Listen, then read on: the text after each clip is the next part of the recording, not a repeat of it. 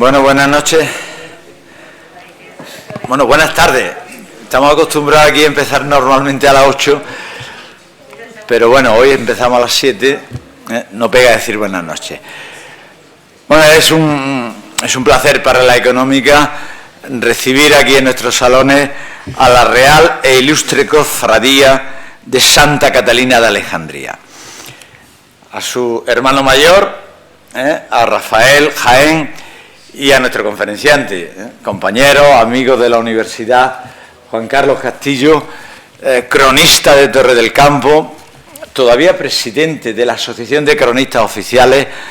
Juan Carlos, tú ya sabes, no es la primera vez que vienes, que estás en tu casa. Bueno, la cofradía de Santa Catalina de Alejandría, yo creo que fue en octubre, sí, en octubre de 2025, se hizo colaborador institucional.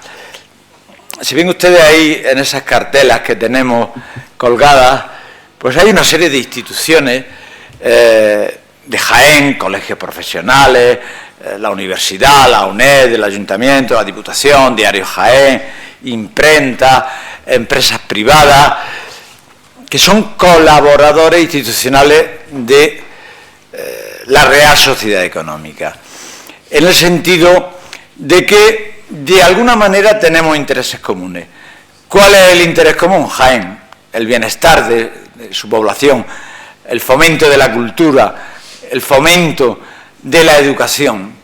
Y esto es el convenio que firmamos en octubre con el actual director. Ustedes saben que yo dejé de serlo hace unos meses, ahora soy vicedirector, con José Ángel Marín, que excusa su ausencia porque está en clase.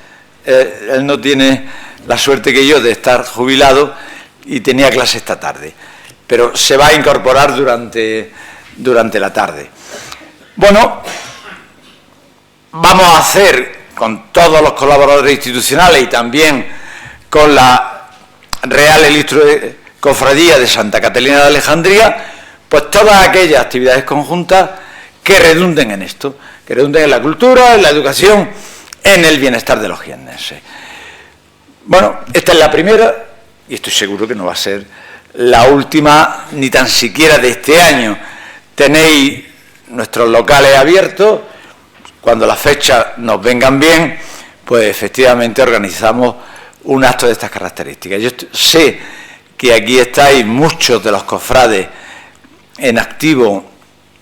Digo en activo al día en el pago de las cuotas, ¿no? Esto es lo que es estar en activo, que no deban nada, si no se les da de baja. Y bueno, y socios de la económica, que veo muchos por aquí también, algún miembro de la Junta de Oficiales. Bueno, es un placer colaborar con una institución tan señera en Jaén como es nuestra cofradía de Santa Catalina.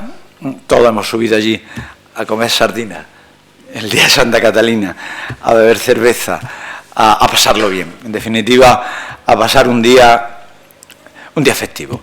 Y bueno, y un placer, Juan Carlos, que te hayan elegido a ti, oírte una vez más, ilustrándonos sobre estos temas que tú tan profundamente investigas, como es la evolución histórica y estructural de los reales alcázares de Jaén en la Edad Media. Pues por mi parte nada más, reiterar mi agradecimiento a todos los que nos estáis acompañando esta tarde. Es una satisfacción ver un salón de actos lleno en una conferencia. Esto en Madrid no es frecuente, ¿verdad, Socorro? En Madrid hay menos gente que esto. Por mi parte nada más, muchas gracias y paso la palabra a Rafael. Buenas tardes, soy hermano mayor de la Cofradía de Santa Catalina de Alejandría, patrona de Jaén. Y esta tarde vamos a hablar de Juan Carlos Castillo Armentero. Hablar de él es hablar de historia de Jaén, no solo de la ciudad, sino de la provincia entera. Su apellido parece que mezcla su estudio con la provincia, porque somos la provincia con más castillos de toda Europa, si no me equivoco. Nació en Torre del Campo en 1962. Se vino a vivir a Jaén con 9 años, por la zona de Arrabalejo, aunque se ha vuelto a Torre del Campo. Pero es más fácil verlo por Jaén que por todo el campo, prácticamente. Quizás haya venido con su espada láser, el puntero, su fiel compañero en conferencia. Empiezo con el currículum de este hombre y es larguijo. Espero no olvidarme de nada.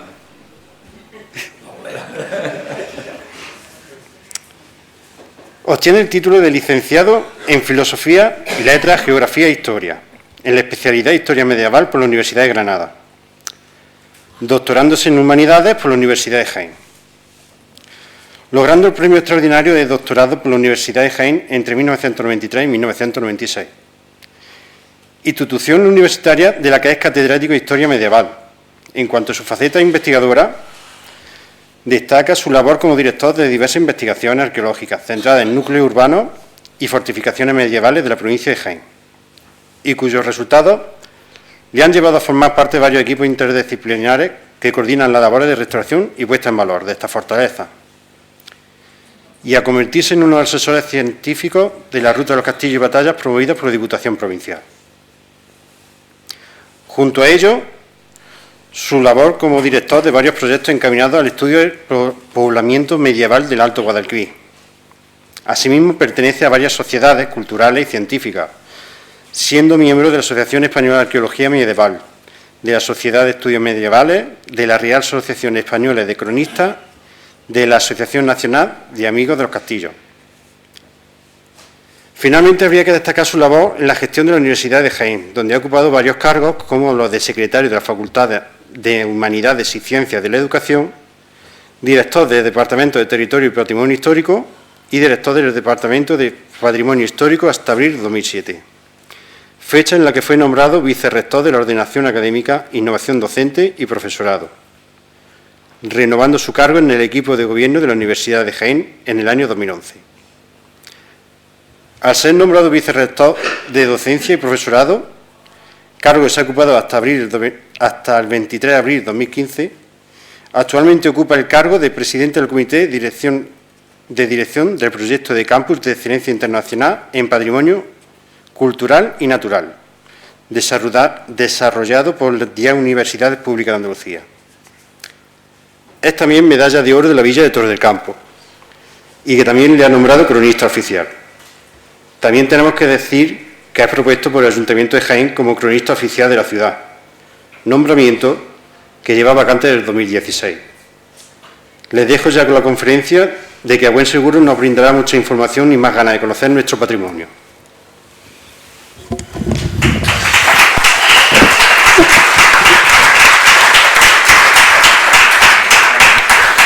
Bueno, muchas gracias. Gracias a la Sociedad Económica de Amigos del País por darme la oportunidad de estar aquí, y también a la Cofradía de Santa Catalina. Pues yo creo que si yo no es la segunda vez, la tercera vez que hablo de estas cosas, de la sede donde está situada una de las patronas de Jaén, y que quizás sea una de las patronas más olvidadas por parte de los jienenses. Los jienenses tenemos esa particularidad que nos olvidamos casi todo, de todo lo que tiene que ver con nuestra cultura y nuestro patrimonio, tenemos el defectillo, que nos vamos olvidando. Muchísimas gracias por vuestra presentación.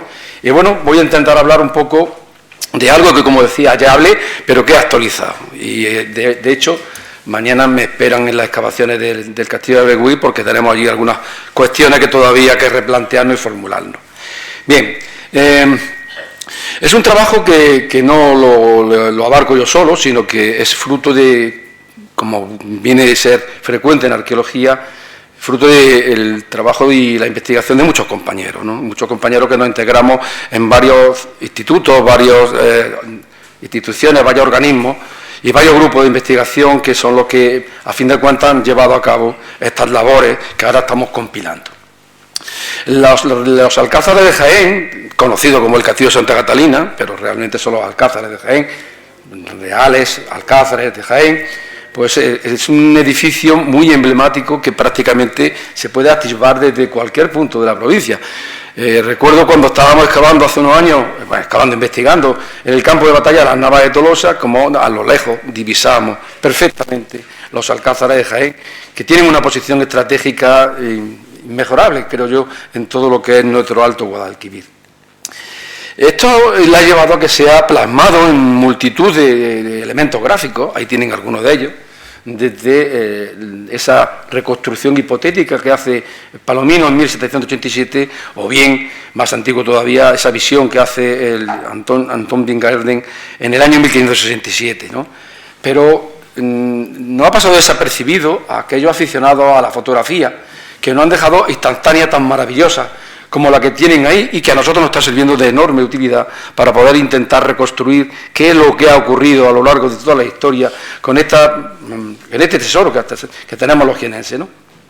Ahí tienen ustedes unas panorámicas antes de que se construyera el Parador Nacional de Turismo y que, pues, como les decía, pues nos están llevando o nos están mostrando una imagen, una instantánea de cómo estaba la estructura aquella en ese momento. Esta maravillosa fotografía de 1925 es alucinante por el tema de que se puede observar todavía cómo era el acceso que tenían, como ahora luego verán, estos reales alcázares desde la ciudad. Ahí tienen algunas más, de fotografía aérea de 1955, como decía, antes de que se construyera el Parador Nacional de Turismo, que por desgracia se llevó por delante esta puerta, que es la puerta del Alcázar Viejo, que conectaba a Bregüí con el Alcázar Viejo, y que por desgracia solamente se conservan estas instantáneas que, bueno, demuestran durante la romería ese afán de los jienenses por hacerse la fotografía delante de los elementos patrimoniales tan significativos como eran esta puerta monumental que tenía el Alcázar Viejo, ¿no? Y las obras del Parador pues acometieron unas transformaciones. En un principio fueron muy singulares, muy respetuosas, pero en una segunda fase el respeto pasó ya a verse dejado a un lado, y se hizo unas actuaciones bastante importantes que, como veían antes, destruyeron buena parte de esa estructura. Los primeros trabajos arqueológicos que se desarrollan en el Cerro de Santa Catalina, en la proximidad de los Alcázares, tienen lugar entre los años, empiezan en 1922 y todavía a día de hoy seguimos trabajando duro con esta estructura tan interesante. Los primeros trabajos se desarrollaron en 1990 y corresponden a un proyecto de los arquitectos Eduardo Chiquero y Enrique Moreno, que tenían como objetivo obtener una documentación básica para abordar un proyecto de restauración del recinto amurallado del Cerro de Santa Catalina. Toda esa muralla que desciende desde los Alcázares hasta conectar con la ciudad de Jaén eran objeto de un primer proyecto que, bueno, nos permitió conocer cuál era la técnica constructiva que se habían empleado para la construcción de esas murallas. Nos permitieron identificar una serie de tapiales de argamasa y de tierra que en aquel momento no le dábamos una cronología más precisa, ya conocemos un poquito más en detalle las cronologías de esos tapiales, y también, como no, pudimos obtener una primera aproximación a cómo eran las patologías y los problemas estructurales que tenían esas murallas. Ese primer trabajo permitió tener una primera documentación gráfica que no ha sido de mucha utilidad a la hora de empezar a proyectar actuaciones dentro del mismo. Y ese proyecto fue acompañado de una primera intervención arqueológica que dirigió mi hermano José Luis, con un equipo de personas que tienen ustedes ahí, con Juan Icano, José Luis Serrano y Mari Carmen Pérez, la actual arqueóloga municipal de Jaén, que nos permitió conocer con detalle los momentos constructivos de esa muralla y, sobre todo, qué elementos los componían. Ahí tienen una imagen de todos los sondeos que se fueron haciendo y cómo permitieron documentar los restos de un antemural que ascendía ladera arriba para crear un espacio muy bien fortificado y que impidiera al enemigo afrontar la defensa de la ciudad de Jaén sin antes tener obstáculos que así lo impidieran. Ahí tienen una panorámica y pueden observar cómo ya en estas fichas pues podíamos estar viendo cuál eran los momentos constructivos, la superposición de estructuras que hablaban de, bueno, la intensa actividad constructiva que se había llevado a cabo en los Alcázares. En el año 1992 tuve la gran suerte de llevar a cabo las primeras investigaciones arqueológicas en lo que es el patio de armas del Alcázar Nuevo. Lo hicimos con el Ayuntamiento de Jaén y con la Escuela Taller, las antiguas escuelas talleres de Jaén, y lo que hicimos fue prácticamente levantar todo este empedrado de hormigón y piedra que nos permitió pues, hacer los primeros sondeos para ver la secuencia de ocupación que tuvo el Alcázar Nuevo. Previo a ese empedrado que levantamos, que están viendo, hubo un magnífico jardín, pero que nadie se había procurado de interpretar qué lo que había debajo de toda esa mole de relleno de tierra, hasta que empezamos las excavaciones con la escuela taller. Si ven la diferencia es abismal, ¿no? A partir del año 2001-2002, con Mari Carmen Pérez, con la arqueóloga municipal, llevamos a cabo pues, todo lo que es la actuación que permitía entender cuál había sido la transformación que había ido sufriendo el Alcázar Nuevo a lo largo de su historia, que no se ciñe exclusivamente a la Edad Media, sino que tiene una importante transformación a principios del siglo XIX, cuando las tropas de Napoleón se están acercando a la ciudad y los jienenses empiezan a fortificar este Alcázar para defenderse de esa agresión que le venía del exterior. Luego los franceses terminaron y remataron la jugada cuando ocupan la ciudad en 1811. Muy bien, ahí tienen ustedes la diferencia de lo que había y lo que hacía. Me hacía mucha gracia porque un turista que era aficionado a subir al castillo nos decía, es que antes entraba, abría la puerta, te subía a la escalera, veía y te iba, porque no había nada. Le aseguro que una visita guiada, bien guiada, puede durar prácticamente 3 horas, explicando lo que allí hay todavía encerrado. Y no termina ahí la cosa, los trabajos de investigación nos cogieron en la pandemia, en el 1220-21, con mi discípula María Victoria Gutiérrez Calderón, pues llevamos a cabo una intervención que pretendía determinar y documentar la estructura que conformaron los accesos a las fortificaciones de arriba, y ahí localizamos los restos de una estructura que se crean en época napoleónica, pero que tienen un origen mucho más antiguo, una superposición, como ahora les explicaré. Y actualmente, como saben, estoy dirigiendo con varios compañeros, sobre todo con María Victoria Gutiérrez Calderón y con Jaime Cano, las excavaciones arqueológicas que estamos realizando en todo lo que es el entorno de Abreuí. Es una excavación de apoyo a la restauración y sobre todo un apoyo a la reconstrucción, como ahora verán, de la estructura de fortificación que allí había y que cuando suban a ver se van a encontrar un castillo que no existía. Yo se lo aviso porque hemos tenido que reconstruir, no por capricho, sino porque la necesidad obliga. Si esto no lo hacemos, yo creo que no ha pasado una desgracia en Jaén, pues por suerte. Bien, pero no se ha quedado de la cosa. Los trabajos de investigación que hemos ido desarrollando a lo largo de todos esos años, estoy hablando de 1992 hasta el 2025, pues nos ha llevado a visitar diferentes archivos donde hay una documentación no más exhaustiva de la que nosotros creíamos, pero bueno, hay alguna información que nos está sirviendo muy bien. Pero sobre todo nos está sirviendo muy bien toda la cartografía histórica que nos ha llevado incluso a visitar el castillo de Vincennes en París para documentar una serie de estructuras, estos planos que corresponden a las obras, al proyecto de obra que los ingenieros militares napoleónicos realizaron cuando llegaron a la ciudad, ¿vale? Incluso estuvieron antes. Hubo algún colaborador que ya les suministró una valiosísima información para que cuando ellos ocuparan la plaza, ese plano que tiene arriba es de 1807, llegaron en el 11. Así que hubo alguien que les facilitó y todos esos planos están en el castillo de Vincennes en París. Y esta maravilla que está en nuestro archivo histórico, que en españoles que son quizá lo que nos explica con todo detalle, es una fotografía del momento en el que las tropas de Napoleón se han ido y los jienenses empiezan a ocupar ese espacio, y ahí nos explica perfectamente lo que había y lo que quedaba de toda esa estructura. Para completar nuestro trabajo nos hemos dado apoyando en un montón de material gráfico. Ahí tienen ustedes la primera ortofotografía que se hacían en Jaén. Esto no era normal.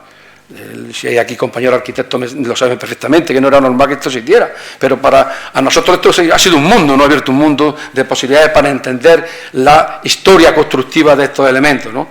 Por ejemplo, eso, que están bien ustedes ahí, una torre que en su día fue almenada y que después se convirtió en otra cosa. Luego hablaremos un poquito de eso. Hemos realizado con una metodología más precisa, que es la arqueología de la arquitectura, donde la Universidad de Jaén tiene una escuela puntera en toda España, con mi compañera Irene Montilla a la cabeza. Hemos desarrollado incitado por nuestro maestro Vicente Salvatierra, pues estudios paramentales de todas las estructuras de fortificación que alberga nuestro cerro. Ahí tienen ustedes la superposición de fases constructivas, que es un poco contar la historia que se ha hecho allí, en esa puerta, en esa muralla, desde las fases más antiguas a las fases más modernas. Y así se ha hecho con todo este proyecto que ha desarrollado el Ayuntamiento de Jaén para recuperar, restaurar una parte del lienzo de muralla. Las estructuras paramentales también la han hecho mis compañeros de departamento. Ahí tienen un poquito las imágenes de lo que le venía a decir. Y en el estudio de todo este conjunto también hemos aplicado una metodología que se llama LiDAR, que es ni más ni menos que pasar, como si pasáramos un escáner por el cerro, quitáramos la vegetación y vemos una serie de cosas que a simple vista no se ven. Y ahí pues nos han aportado una información maravillosa para que pudiéramos entender lo que hay. No solamente eso, porque ese LiDAR, sin que lo viese en el 55, las fotografías aéreas de los vuelos americanos ya no están reflejando cosas que se veían y que nadie se percataba de que allí estaba aquello y que correspondían a los momentos históricos de la construcción de los alcázares. Muy bien. El barrido que yo le voy a hacer va desde el origen de las fortificaciones hasta la llegada de Fernando III y la transformación que van a sufrir los alcázares cuando llegan los cristianos y toman la ciudad, ¿no?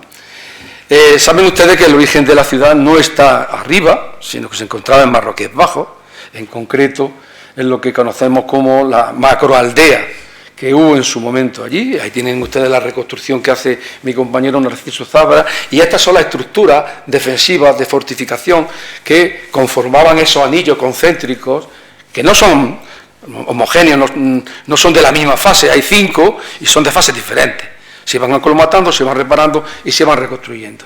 Esta macroaldea tiene un sistema de defensa muy interesante, porque toda el agua, que es mucha, la que emana de nuestro cerro, ahora estamos viendo lo que está ocurriendo en la Sierra de Cádiz, en Jaén podía haber pasado 3/4 a la misma, porque funciona más o menos igual. Tenemos un acuífero que está bastante mermado, pero que se está saturando, se satura, y cuando se saturaba por falla, permitía el riego de este espacio que tienen ustedes aquí, ¿vale?, que es en Marroquíes Bajo. Posiblemente el arma defensiva de esta macroaldea sea eso, la posibilidad de inundar esos fosos y que permitían aislar a la población de ese momento.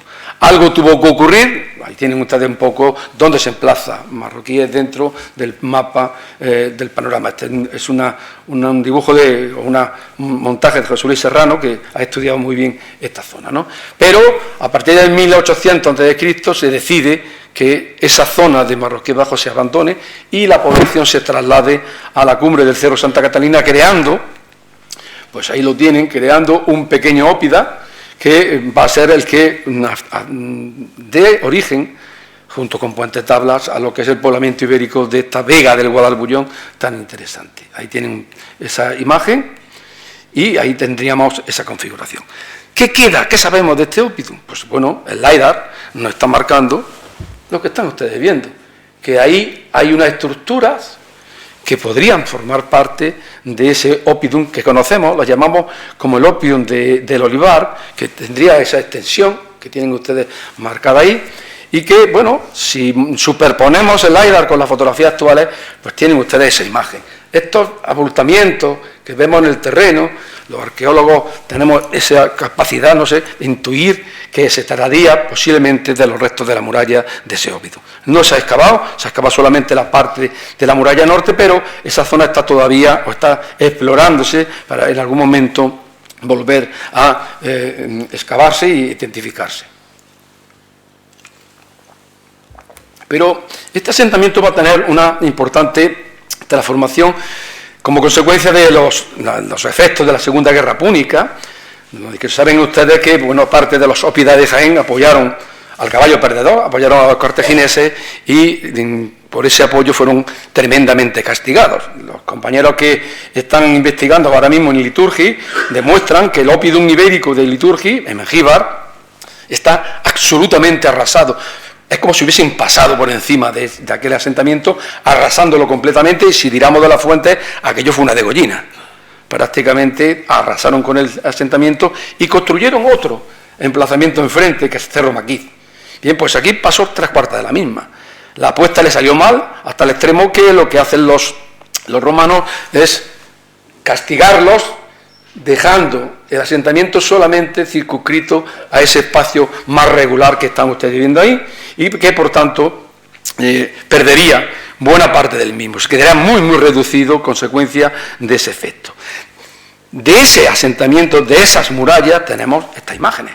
Como están viendo, las bases de estas murallas islámicas que tenemos en el Cerro de Santa Catalina, estos bloques ciclópeos conformarían estas defensas que tendría la ciudad de Aoringis en Jaén, ¿no? Son fotografías reales que muestran cómo las bases de las murallas medievales pues están reutilizando buena parte de los elementos que conformarían esta defensa, ¿no? Aquí tienen ustedes esa enorme torre cerrando la esquina y a la que corresponderían estas líneas que están ustedes viendo, ciclópeas, que conformarían el arranque, la cimentación de estos potentes muros ciclópeos. Si quieren ver algo parecido, se van ustedes a mi pueblo y Cerro Miguelico tiene una muralla muy parecida a esta, que también en excavación arqueológica confirmamos esa cronología romana, no ibera, sino que están haciendo reforzando la estructura de fortificación, en ese caso, de época ibérica. Bien, pero esta situación no va a durar mucho. En época ya romano-imperial decide la población trasladarse a un espacio urbano más cercano a Las Vegas, no tan abrupto como el que tenemos arriba, y bueno, sin perder de vista que allí habría alguna estructura más de fortificación arriba, en la cumbre, donde está actualmente el parador, ¿no? De la cual desconocemos, ¿no? Pero ese traslado va a llevar a que Aoringis termine convirtiendo en Aorgi, abandonándose prácticamente ese espacio para conformar una pequeña ciudad de unas 12 hectáreas aproximadamente, que ocuparía los barrios de San Juan y La Magdalena, y que es una ciudad complicada, organizada en terrazas, pero que permitió el traslado gracias a este elemento que tenemos ahí, que ni más ni menos que es la fuente de La Magdalena. Esa falla, que por ahí saldría, evacuaría el agua del acuífero cuando se saturaba, era tan caudalosa que las fuentes medievales hablan incluso de que era capaz de moler grano suficiente, molino abastecido por estas aguas de esta fuente, capaz de abastecer a toda Al-Ándalus. Las fuentes exageran, pero a buen seguro tuvo que ser un potencial, porque termas, baños, huertas se van abasteciendo de este importante elemento. Bueno, ahí tienen ustedes esa separación, pero ojo, esta dicotomía, esta división no va a desaparecer. Los romanos fortificaron con estas murallas que aparecieron en la plaza de Cambil hace tiempo. Mi compañero Joaquín Zafra documentó muy cerquita de la actual Infanta Leonor los restos de la muralla romana, ahí la tienen. En la zona de San Andrés también aparecieron elementos muy parecidos de fortificación, lo cual nos va permitiendo ir cerrando prácticamente. Yo excavé en las criptas de la iglesia de San Juan y otros compañeros en la plaza de San Juan y localizamos las necrópolis externas a la ciudad romana, así que tenemos muy bien definido, sobre todo por el norte y por ambos extremos, pero por el sur es más complicado determinar hasta dónde llegaba, ¿no? Y esa es un poco la estructura que se van a encontrar los musulmanes cuando llegan. Se van a encontrar, lógicamente, la ciudad imperial, que van a convertir en Madina, la zona de romano-republicana, la van a convertir en la Alcazaba, y arriba pues van a construir un alcázar. Tiene una estructura muy característica. Ese cuadro blanco que están bien, ahora lo verán. Bien, esta es la situación que se encuentran, pero una situación que va a ir cambiando progresivamente a medida que los omeyas, en su apuesta por un proyecto político muy centralizado, deciden crear una estructura administrativa en todo el Andalus que va a generar unos problemas, o le va a generar unos problemas enormes a la hora de pacificar. Sobre todo el objetivo que tienen ellos es muy sencillo: vamos a controlar a la población porque así controlamos los impuestos. Esto es un Estado que nos vive del aire, necesitamos impuestos y hay que trabajar continuamente para hacerlo. Y esa organización que están ustedes viendo son las demarcaciones territoriales que crean los omeyas en todo Al-Ándalus, son las curas, las provincias. Nuestra provincia se llamará la cura de Yayá, y Javier Aguirre hizo una intentona de reconstruir el perímetro que tuvo aproximadamente nuestra cura de Yayá, que como ven desbordan con creces lo que podría ser la provincia actual, se mete en la zona en la zona de Murcia, se mete en la zona de Granada, en fin, y la Cora de Elvira de Granada también se mete. Y esta fue mi pequeña aportación a lo que había hecho Javier Regaguirre y Mari Carmen Jiménez Mata cuando yo definía lo que podrían ser los territorios, pequeños territorios internos de distritos administrativos que los omellos crean para que ese control fiscal, social, fuera todavía mucho más efectivo. Lo que están viendo son esos polígonos, se llaman polígonos de Thyssen, que tendrían o representarían el espacio económico de cada uno de estos sitios y con sus cabeceras de ICLIN donde se cobrarían los impuestos. Esa situación, que parece muy bonita, le va a salir un poquito peculiar, ¿no? Porque hubo muchos antiguos muladíes, son antiguos visigodos convertidos al Islam que se van a sublevar, porque los nombres que ven ustedes ahí son nombres islámicos, pero si realmente diéramos de su genealogía, nos estaríamos remontando a antiguos nobles visigodos que, decidieron cambiarse, islamizarse, por mantener sus privilegios, sobre todo mantener sus posesiones y sus tierras. Pues todo esto se van a sublevar contra esa política y va a generar muchos problemas. Pero el que más nos afecta es este.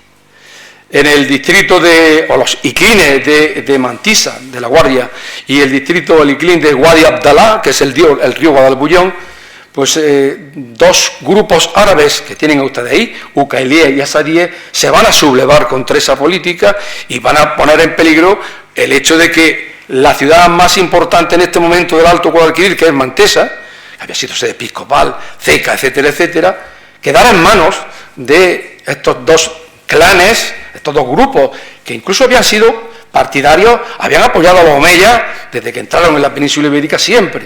Pero, claro, cuando me tocan el bolsillo, pues voy a reaccionar. Y la manera de reaccionar es sublevarse contra la política que están desarrollando pues, los emires Abderramán II, Mohammad I y, sobre todo, Abderramán III. Bien, pues esa situación va a determinar que Abderramán II decida trasladar la capitalidad de la provincia de la Cura a la ciudad de Jaén, a Madina Yayán. Calculamos que en torno al 825, el año pasado celebramos el 1200 aniversario, año arriba, año abajo, por esa fecha es la que Abderramán II, del cual yo demando que se le ponga una calle en Jaén, porque es el impulsor de que Jaén empiece a crecer, porque no solamente trae la capitalidad, sino que a partir de ese momento la ciudad empieza a amurallarse, empieza a dotarse de una mezquita, de baños, empieza a crecer, y a crecer de manera importante, porque estas murallas son las que acompañan esa reforma que lleva a cabo Abderramán II. Estas murallas antiguas son reforzadas con otros lienzos, otros paños, prueba para la defensa de estas. Se crea la mezquita Aljama. Ojo, no sabemos si es esta realmente. Se cita que hay una mezquita de 5 naves, esta no tiene 5 naves. Pero ¿dónde estaría la mezquita Aljama? Ahí queda eso. Tenemos nuestra sospecha, pero bueno, hasta que no lleguemos a cabo las excavaciones, nos conformaremos como esta de la mezquita que se está creando, según las fuentes, ¿vale?, en el año 825. Pero sobre todo le va a dar forma ya a la ciudad, va a consolidar ese modelo de ciudad, porque a la mezquita, al control del agua, a esa organización de muralla, le va a ir acompañando de ese elemento. En la ladera del Cerro Santa Catalina nos encontramos con una estructura que tienen ustedes en imagen, de tapial hormigonado, que se corresponden con un edificio rectangular que se organiza. Ahí lo tienen el emplazamiento, justo, en una llanetada, un llano que hay justamente cuando nos acercamos al portón de la llana, justamente donde aparecen las murallas más significativas de época romana, que todavía tendrían que verse, y ahí se va a construir pues este palacio, o este edificio, con una planta rectangular, organizado en torno a un patio, con una zona porticada, justamente la que mira al norte, la que mira hacia la ciudad de Jaén, la que mira a la Gran Vega, y que, por desgracia, había sido objeto de una excavación, bueno, en mi pueblo lo llamamos escarbación, no excavación, escarbación, que, bueno, lo único que nos permitió fue limpiar las trincheras e intentar precisar la cronología de este gran edificio. Junto a él han ido apareciendo en las excavaciones que María Victoria Gutiérrez Calderón y yo hemos hecho, han ido apareciendo otras estructuras que nos están indicando que aquello en época emiral califal estuvo ocupado, que aquello no era sencillamente un lugar de fortificación, sino que hay elementos de hábitat, y tienen un poco la estructura que hemos ido documentando, y sobre todo hemos documentado los cierres que aislaban todavía más aún esa alcazaba del resto de la ciudad.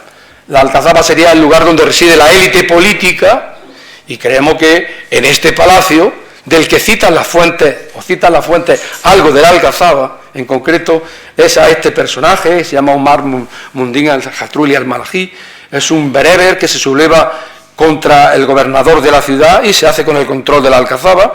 Es una cita literal de la fuente árabe, en donde, bueno, durante el gobierno de Abdalá, pues se está sublevando, y posiblemente este señor se hiciera con el control de este palacio, sin lugar a dudas, o de algo parecido que pudo haberlo.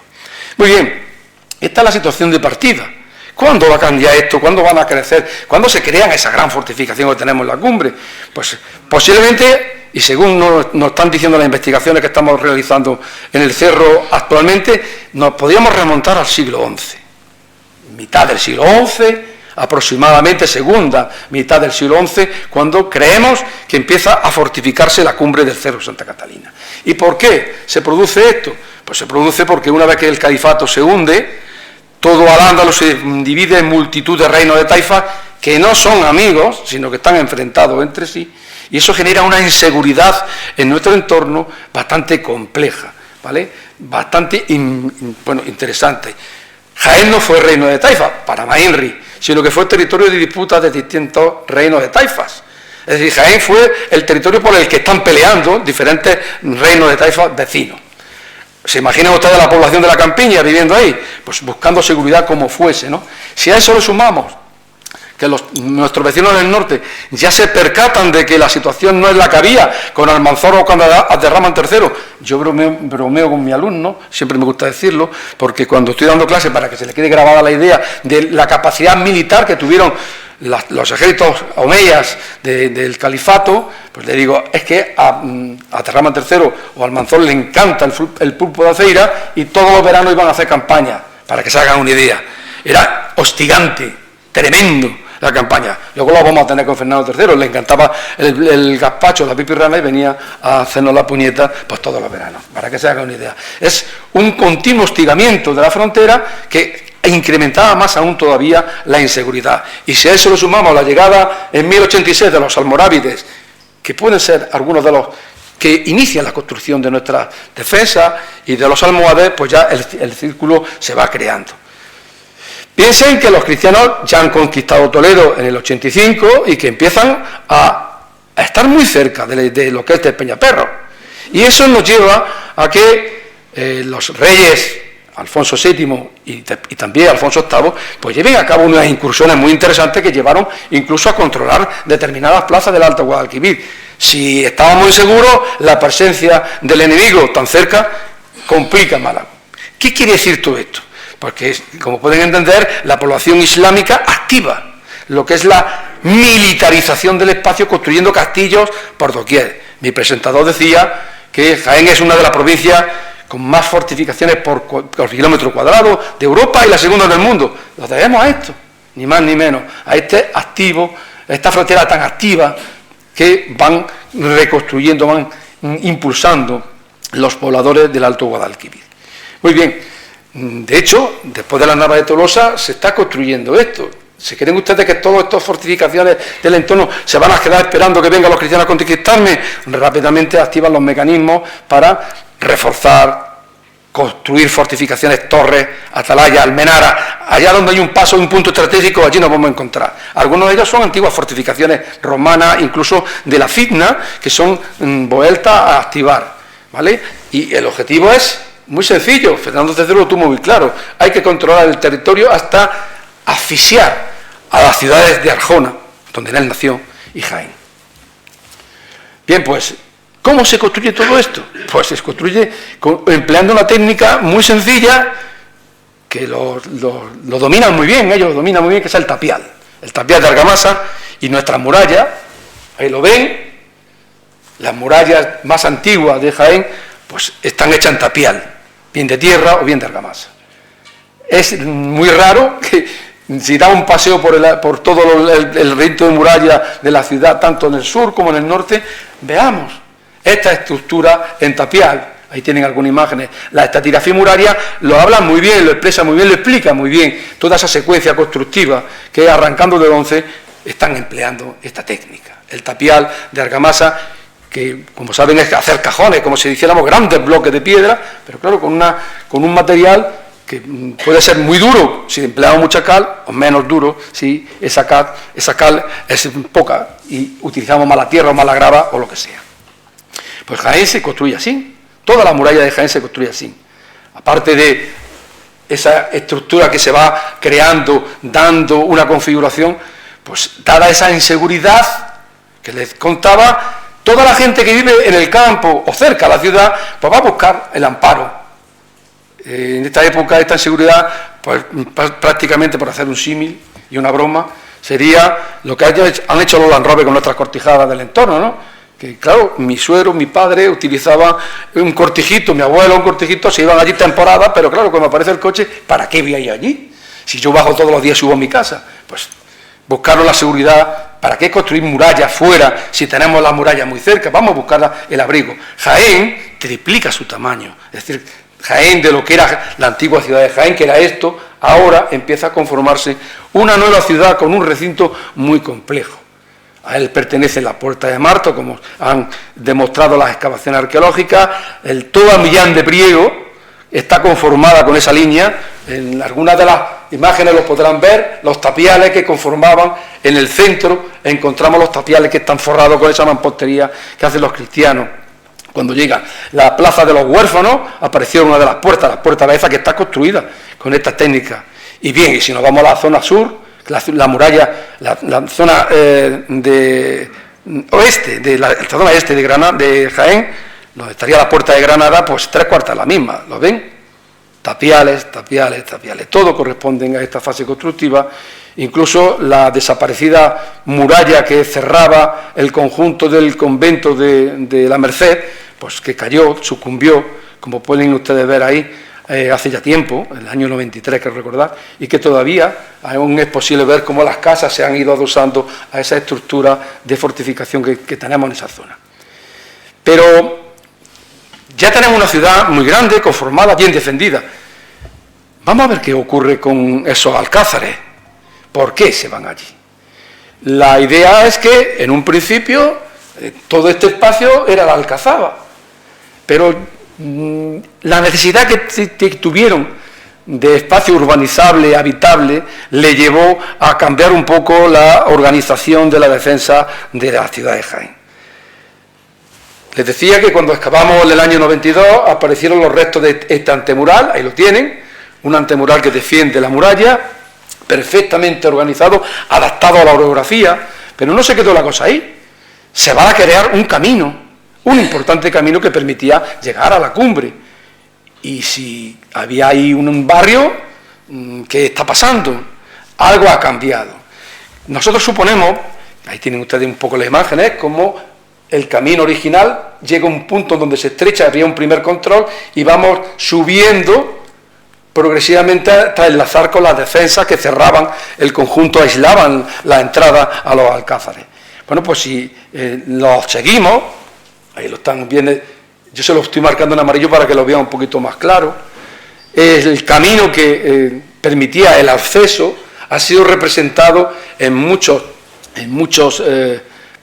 planos, cartografía, y está ahí presente, esperando que los jienenses nos tomemos en serio ya de una vez por todas recuperar este camino y que no tengamos que depender de un autobús, de un coche o de algo para poder subir a nuestros alcázares. Está ahí, ¿por qué lo recuperamos? Ese fue el proyecto que hicimos con el IMEFE en época de pandemia y que, bueno, yo no me lo estoy inventando, es que lo están ustedes viendo en todas las fotografías, en todos los planos, se observa perfectamente cómo incluso en las curvas se ensancha, por si baja algún carro o sube otro carro, esperarse para no tener el encuentro.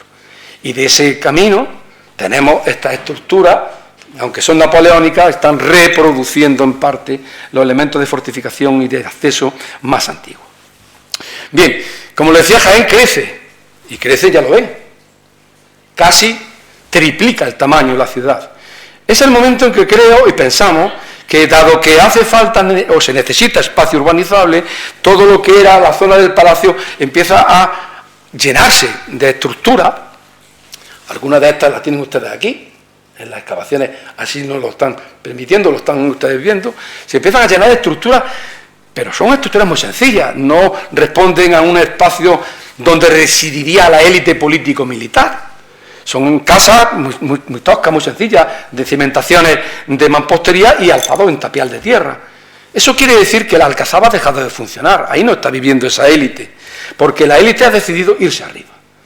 El gobernador de la ciudad decide crear este conjunto, los dos primeros alcázares, el alcázar viejo y precedido estaría el castillo de Abregüí, del cual antes le mostraba esa puerta que veíamos y que aparece en muchas de las fotografías que se han ido conservando. Ahí tienen ustedes la puerta sacrificada, destruida,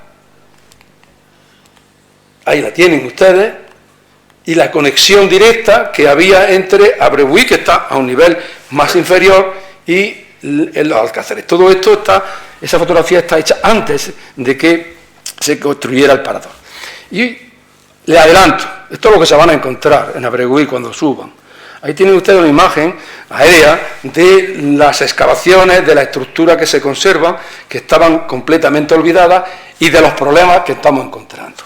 Cuando hemos ido a intentar identificar la muralla que unía las diferentes torres que conformaban ese recinto, nos hemos encontrado con un problema, y es que esa muralla no existe.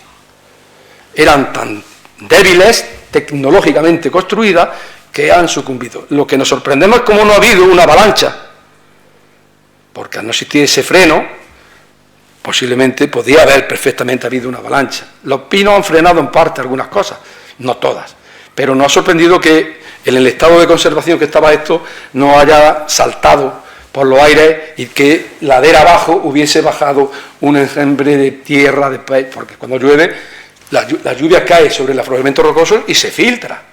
Cuando se satura, empuja. Y bueno, como los técnicos han determinado, o levantábamos de nuevo la muralla o teníamos un problema. De hecho, aquí lo ven. ¿Qué se conserva de la muralla más antigua? Que tenía 2 metros de grosor. Pues prácticamente esto, el cimiento, ¿vale? El resto ha desaparecido. Fíjese en donde estoy yo y el peligro que tenían todos esos rellenos. Son rellenos que se han ido depositando allí de manera histórica. Los últimos son napoleónicos, que apretaron bien el terreno para crear allí una plataforma sobre la cual mover piezas de artillería. Pero el riesgo estaba, porque no se conserva prácticamente nada de la muralla. Los encajes y para más, ¿vale? Los encajes y para más. Estas murallas antiguas, la primera actuación que encontramos en Abregüí se corresponden al momento del siglo XI, cuando se construye, pero hay actuaciones posteriores.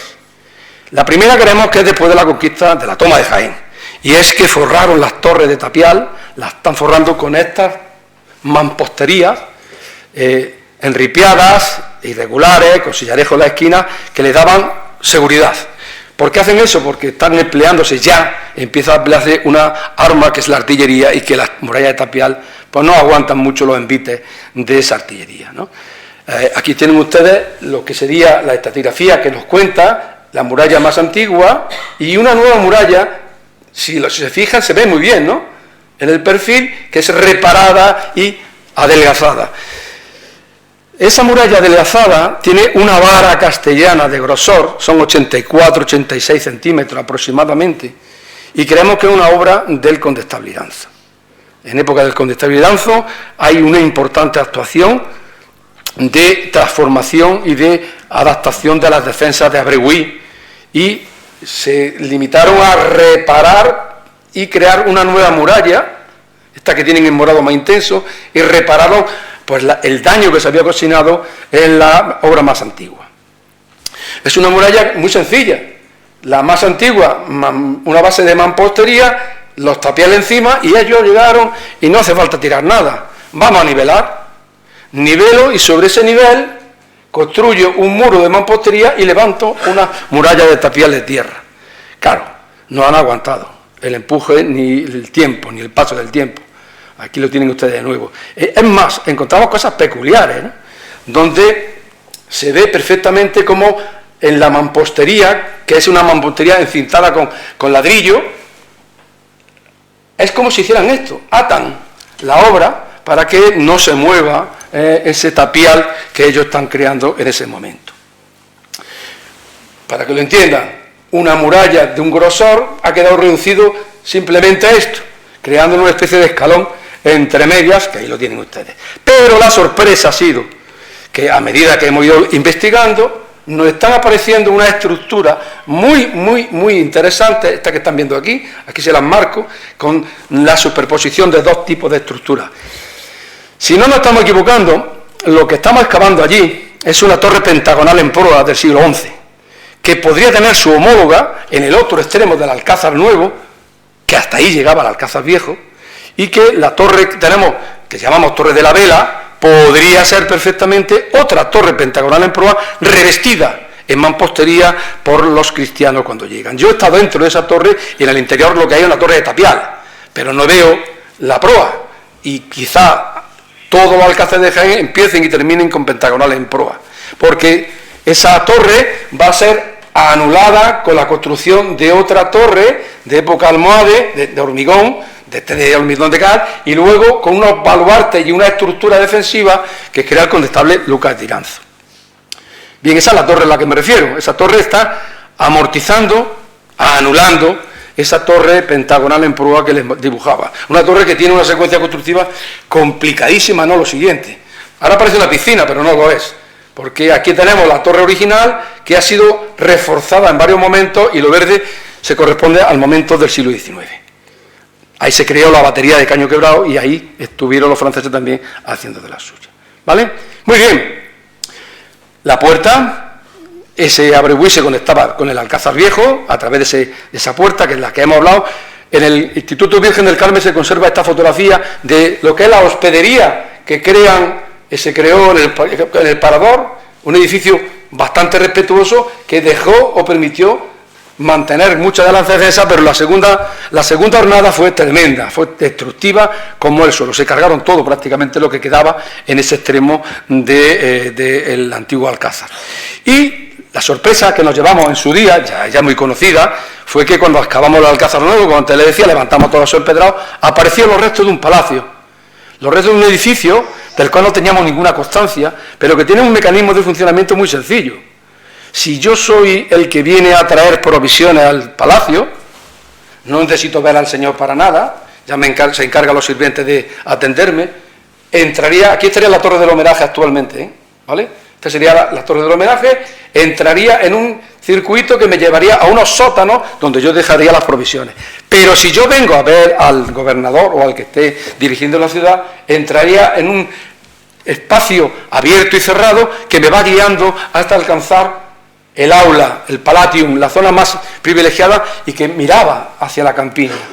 Bueno, pues de ese elemento nos quedan o se conservan algunas estructuras de la zona de servicio y aquí tienen ustedes los sótanos. Los que están viendo rellenando son los muros de ese palacio que cuando llegan los cristianos decidieron destruir porque no les interesaba tener un palacio, necesitaban tener un castillo y decidieron echar dentro y colmatar completamente esos sótanos. Y que aquí tienen ustedes una reconstrucción de algunas de las dependencias de servicio que tendríamos en ese castillo. Si se fijan en el detalle, se va adaptando a la orografía y sobre todo a la roca. Si se fijan en el detalle, ahí se ve perfectamente el blanqueado de la sala y cómo queda todavía el hueco donde se adosaba el muro de tapial, que del cual no se conserva, por desgracia, nada, ¿no? Es un palacio que, como le decía, tiene un espacio subterráneo y en la zona superior estaría la zona más interesante, ¿vale? Aquí estaría en la zona más importante, muy alterada. ¿Por qué un palacio?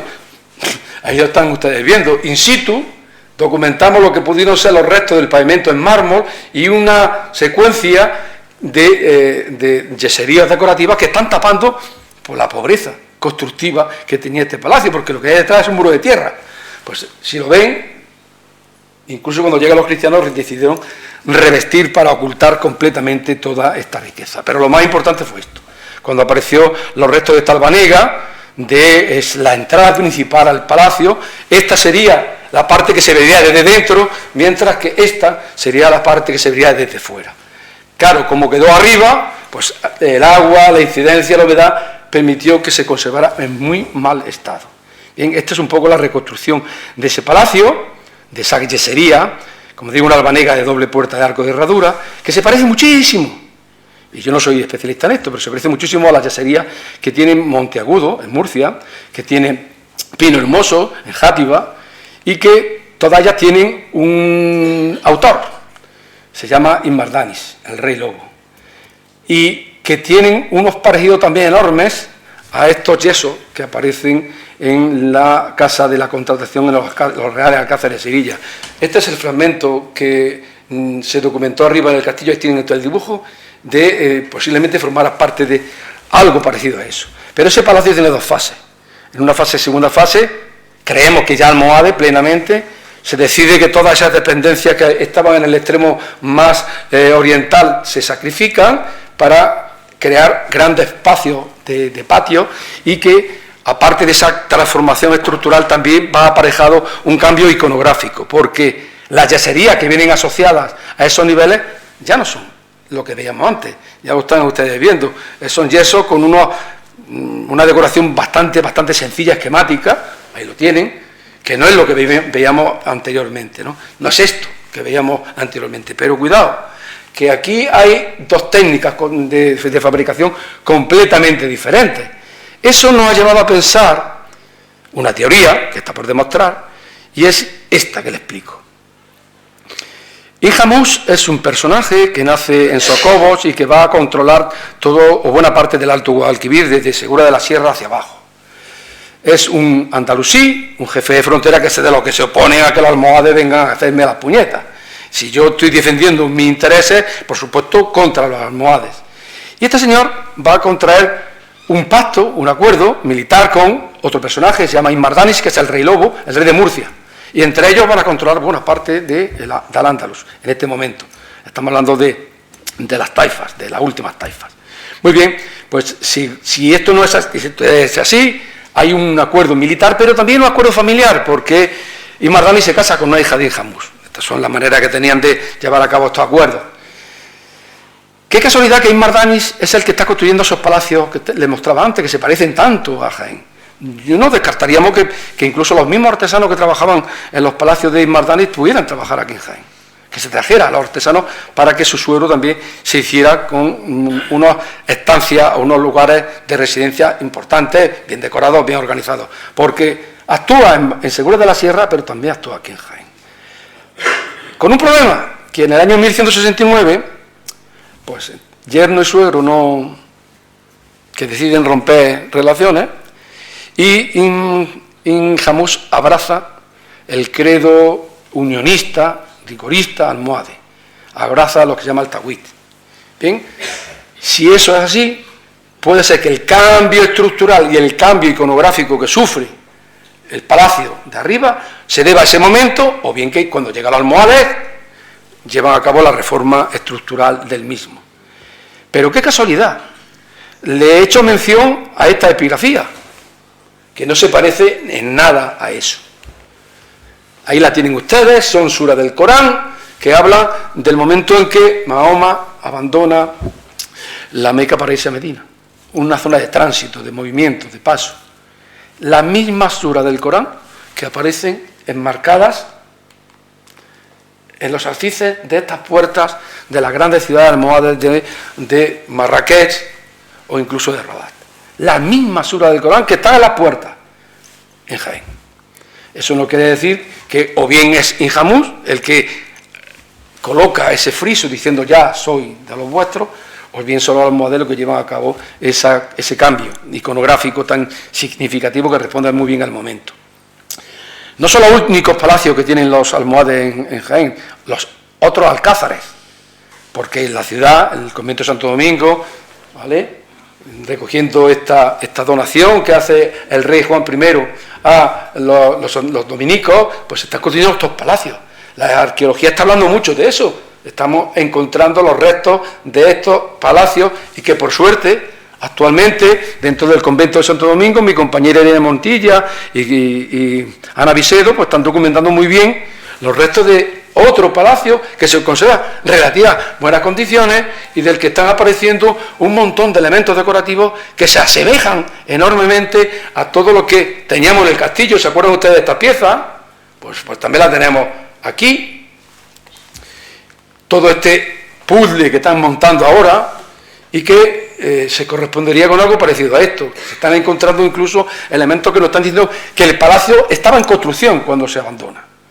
No han llegado a terminar. Hay zonas de yesería que están hechos los esbozos, los borradores, para luego tallarlas, que no se hicieron, ¿vale? Y son las mismas que aparecen en el patio de la Contratación de Sevilla. Incluso las pinturas de los baños árabes de Villa Don Pardo también aparecen en esta zona. Así que estamos hablando de una zona, de una época importantísima para Jaén, que es el mundo almohade. Bueno, Fernando III, como le decía antes, le gustaba mucho la pipirrana, y a partir del momento en que él tiene operatividad, planifica un proceso de conquista en el cual intenta dominar todos los pasos hacia el Guadalquivir. La cabecera del Guadalquivir para él es fundamental controlarla y lleva a cabo una serie de campañas que van con un objetivo: ir castigando continuamente todas las entradas que tiene el Alto Guadalquivir. En breve va a salir un artículo que he escrito para una revista llamada Desperta Ferrol, el que me han pedido que hable un poco de esta política de control de buena parte del Alto Guadalquivir por Fernando III. Lo que hace es castigar ciudades importantes, masacrarlas, quemarle todos los lugares de aprovisionamiento para que él poco a poco se vaya haciendo con el control de la misma, ¿no? Entre 1224 y 1246, pues va controlando ese territorio y, como le decía antes, intenta por todos los medios cerrar, como una pinza, las ciudades de Arjona y de Jaén, hasta el extremo que poco a poco van cayendo núcleos importantes: Sabiote, García, Jodar, Quesada, en fin, todos esos núcleos van cayendo entre 1229 y 1242, como yo les pongo, hasta que finalmente se produce el famoso Pacto de Jaén, en el que ambos monarcas se ponen de acuerdo para, uno, entregar la ciudad, hacerse vasallo del rey cristiano, pagar un pico y, sobre todo, declararse vasallo con el compromiso de ayudarle en la guerra que tenía contra los almohades. Y el otro, muy claro, tiene muy claro el objetivo, es cerrar ya la pinza, tener controlada toda la cabecera de Guadalquivir, y Muhammad I, Ibn al-Ahmar, tiene muy claro que a partir de ahí podrá construir su reino en el otro lado de las Béticas, que es el reino nazarí de Granada. Ambos sabían lo que estaban haciendo y idean ese Pacto de Jaén de 1246. A partir de ahí, lo que es la Baja Andalucía está en peligro, porque si se fija, las Navas de Tolosa en 1212, pero es que Cádiz sucumbe en 1264, prácticamente en casi 50 años, por llamarlo de alguna manera, se han comido casi toda Andalucía, exceptuando pues esa barrera montañosa que impide pasarse al otro lado de la Vega. Pero ojo, que ellos fortifican perfectamente la frontera, segunda causa por la que tenemos tantos castillos, porque todo lo que habían hecho los musulmanes, ahora los cristianos lo van a rehacer, lo van a rectificar y lo van a adecuar a sus nuevas estrategias militares. Y poco a poco Jaén se va convirtiendo en la capital de un reino administrativo, el reino de Jaén, que aparece, ahora verán en algunos documentos. Se convierte en la capital de una comunidad de villa y tierra, un modelo de ocupación muy característico que vienen los cristianos desarrollando. Y claro, como ven en el Alto Guadalquivir, Fernando III crea los grandes concejos en las mejores tierras, las tierras para él más productivas, dejando en la frontera pues los señoríos de aquellas instituciones que tienen la capacidad militar para ejercer la defensa de los mismos: Santiago, el arzobispo de Toledo, señores laicos y órdenes militares, y Calatrava. Si los musulmanes reaccionan, ¿con qué se van a topar primero? Pues se van a tocar primero con esos señores, luego habrá que entrar aquí dentro, pero ojo, no es tonto. Sabe que hay que dejar pasillos para que sus concejos pudieran ampliar los territorios del rey al otro lado de la frontera. Una estrategia fabulosa. Este es un privilegio rodado de Fernando III que se emite en Jaén cuando estaban conquistando, estamos hablando de 1245, donde si ahí lo leen, Diego Fernando García Castilla y León, no dice nada de Jaén. 1245. En 1246, este emitido en Toledo, tampoco se intitula Rey de Jaén, pero en este de 1252 ya aparece intitulándose como Rey de Jaén. ¿Qué hace Fernando III cuando entra en la ciudad? Por supuesto, el Palacio Islámico no le interesa. A él le había costado sudor y lágrimas conquistar esta ciudad, tener esta ciudad, hacerse dueño, y lo primero que va a idear es construir un nuevo alcázar, los Reales Alcázares. Construye el alcázar nuevo. Y para eso lleva a cabo, en el punto más estratégico, en el punto más elevado, en el que destaca por encima del horizonte, la construcción de este ingenio en mampostería, pero no destruye lo que había, lo adapta, lo utiliza como elemento de espina dorsal. ¿Para qué voy a tirar algo que puedo reutilizar? Me ahorro dinero, mano de obra, en fin. Y crea esta maravilla, que como ven, es como si fuese un barco, ¿no? Con esta torre pentagonal en proa, con sus torres albarranas, con las torres de las damas y destacando la torre del homenaje como si fuese la chimenea, y la que no se conoce, pero que existe, que es la torre de las troneras. Esta es la puerta de entrada, las puertas de entrada, la principal y la poterna, la trasera, que está casi embutida dentro de lo que es la torre de las troneras. Aquí tienen ustedes lo que es la organización de la torre del homenaje, con esas tres plantas, cada una con una manera de cubrirse completamente diferente. Y aquí la gran obra, porque el condestable después vendrá y hará su reforma. ¿Por qué sacrifica, en teoría, la capacidad defensiva de una de las torres albarranas? Porque esa torre albarrana, si lo están ustedes viendo, era almenada. Y él, según la crónica, va a construir una capilla donde va a celebrar el velatorio de las bodas de su hermana, su hermanastra, ¿vale?, que va a contraer matrimonio, y él decide crear una capilla donde se va a producir ese velatorio. No que se celebre la boda ahí, como pueden ustedes entender, la boda se haría en la catedral de Jaén. Aquí los novios, costumbre antigua, velan su anillo, como si estuvieran velando las armas. Bien, pues detalle, la torre que se construye tiene unos encintados de ladrillo muy interesantes. Yo creía que esa torre tenía, consecuencia de la restauración, haber pedido información, pero la fotografía antigua nos habla muy bien. Esa torre nos está indicando que tenía un sistema de acceso, cuando ya se construye esta capilla, a la parte superior, y lo están ustedes viendo, hay una serie de marcas, de huellas, en la mampostería, que nos está indicando que ahí había algo que permitía al defensor subir a la parte de arriba, a la azotea de la torre, sin intermediar en ningún momento lo que le está ocurriendo dentro de esa torre, ¿vale? Se ve muy bien en los arranques que permitirían crear un espacio de acceso. Y esa torre tendría donde está la actual capilla de Santa Catalina, fue sometida a un proceso de limpieza-restauración, entre comillas, que llevó a que yeserías como la que están ustedes viendo, policromadas en negro y rojo, aparecieran como material de escombro arrojadas sobre el patio de armas inferior del castillo. Se limpiaron las paredes con la piedritis y eliminaron todas esas yeserías mudéjares que van muy en consonancia con lo que hay en la bóveda y que por desgracia se han perdido. Aquí tienen ustedes algunos ejemplos de esa mampostería. La Torre de las Troneras, muy desconocida, es un artilugio o un ingenio arquitectónico interesantísimo para que por ahí se puedan evacuar todas las inmundicias que se crean en el castillo, no para tirar prisioneros hechos trocitos, son las letrinas y la zona por donde se expulsaban todas las basuras, así se evitaban epidemias, y donde hubo un palacio maravilloso con una rabanega, ahora nos vamos a encontrar una cocina que da de comer a la guarnición del castillo, rompiendo pues, muchas de las estructuras. Incluso se llegó a construir en ese extremo un molino de sangre, un molino con burrito, haría activando, que se conservan allí, encontramos in situ las dos muelas que activarían ese molino.